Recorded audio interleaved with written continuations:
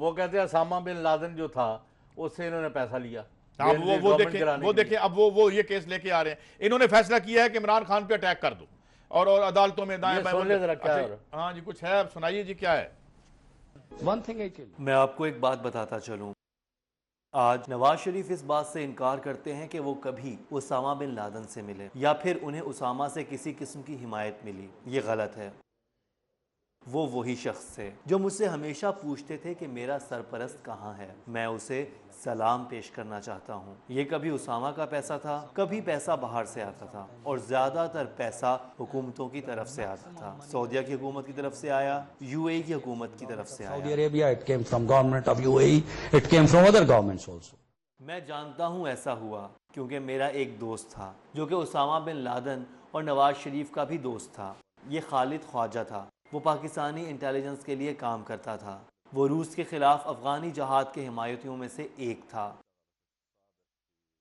वो bin Laden के साथ मुसलसल राब्ते में था। जब पेशावर में अरब जंगजू पाकिस्तानी इंटेलिजेंस के हाथों हिरासा किए जा रहे थे बेनज़ीर के दौरे हुकूमत के दौरान, उसने बिन लादेन को तजवीज़ दी कि वह नवाज शरीफ की हिमायत करें बेनज़ीर की हुकूमत को गिराने के लिए। Pakistani security agency started arresting Zia मर गए, पाकिस्तानी सिक्योरिटी एजेंसीज ने उनको पकड़ना शुरू कर दिया। ये मसला था और शेख उसामा बिन लादेन इस मसले का हल चाहते थे। वो मदद चाहते थे लेकिन उनकी मदद को कोई तैयार ना था। कुछ लोगों ने उनसे राब्ता किया और कहा कि दरअसल ये बेनज़ीर भुट्टो की हुकूमत है जो कि मसाइल पैदा कर रही है और अगर आप इस मसले का हल चाहते हैं तो एक नई हुकूमत इस मसले को हल कर सकती है, तो आप हमारी हिमायत करें। फिर शेख उसामा बिन लादेन ने पाकिस्तानी मजहबी उलमा से नवाज शरीफ की हिमायत करने को कहा और मेरी इत्तलात के मुताबिक नवाज शरीफ भी उनसे मिले थे। नवाज शरीफ आल्सो जनाब अब कर तो इमरान की फंडिंग का बातें कर रहे हैं, तो हकायक क्या है? आप मुझे बताएं, आज ये नेशनल एक्शन प्लान बनाने वाले टेररिस्टों के खिलाफ हम खड़े हैं, हम लड़ेंगे टेररिस्टों से, ये सारी कहानी करने वाले कौन है? Originally who created this monster in this country? ये सारा अफरीद पैदा करने वाले कौन थे?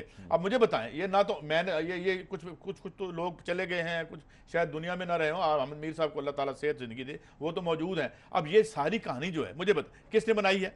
ये मुझे अभी जो दानियाल अजीज साहब कह रहे थे ये जखीरे, ये क्या है, ये किसने वो डाली है खाद, ये देख रहे हैं किसने खाद डाली है, ये उधर ही खाद डाली है। ये या इन लोगों को पकड़ें या इन लोगों से पूछें अगर इन्होंने आपके बारे में गलत बयानी की है तो यू क्रिएटेड दिस मॉन्स्टर। मैं आज भी ये कहता हूं, चौधरी साहब आपको इत्तफाक करें या ना करें, ये अफगानिस्तान की जो तहरीक और इनकलाब था उसको बर्बाद करते करते हमको बर्बाद करवा लिया। 68-69 की तहरीक में जुल्फकार अली भुट्टो की तहरीक को क्रश कुचलते ये सारे के सारे, ये खालिद साहब अभी नजर आए हैं, ये सारे अब तो इनकी नजरों में ये टेररिस्ट है ना।